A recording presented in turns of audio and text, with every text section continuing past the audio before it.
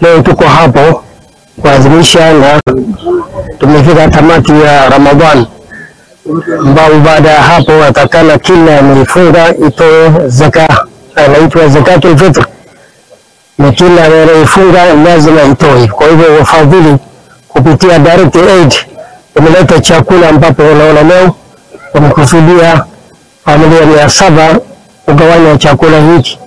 Kwa hivyo ni kiwango ambapo tunafanya kila mwaka.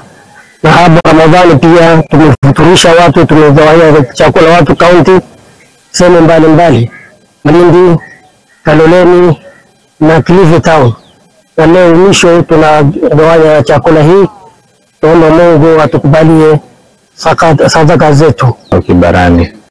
Katika Kibarani sublocation tuko na wananchi takriban 22,000 kwenda mbele kufuatia ile census ya mwaka juzi, na katika hao kuna wengi wamekuwa wakisumbukana sana kwa ajili ya chakula, hususan katika hii msimu ambao tumetoka kiangazi. Tumekuwa na shida nyingi, wengi katika ofisi wakija lazima utapata malalamishi ya kwamba hawana chakula. Chief tusaidie na hii, chief tuangalilie na kitu hii. Na hali hiyo imefanya hata watoto wengi wanashindwa kwenda mashuleni. Katika ile mpangilio kwa kila mtu aende shule, hapo kidogo tunakuwa na changamoto, kwa sababu wengi tunakuta wanaweza kubaki nyumbani kwa sababu hakuna lishe ya kutosha pale nyumbani.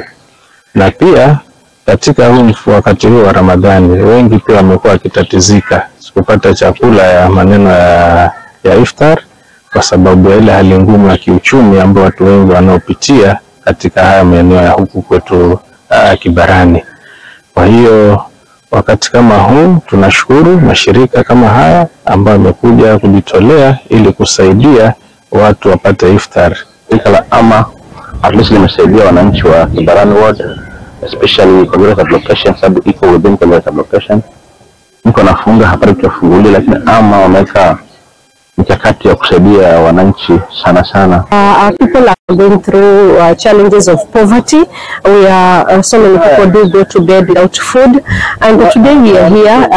We really thankful for direct aid helping our community with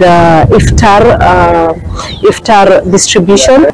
Lakini tunashukuru kama shirika la Direct Aid kutoa huu msaada. Pia tunafunga vizuri, lakini hali ngumu ya jua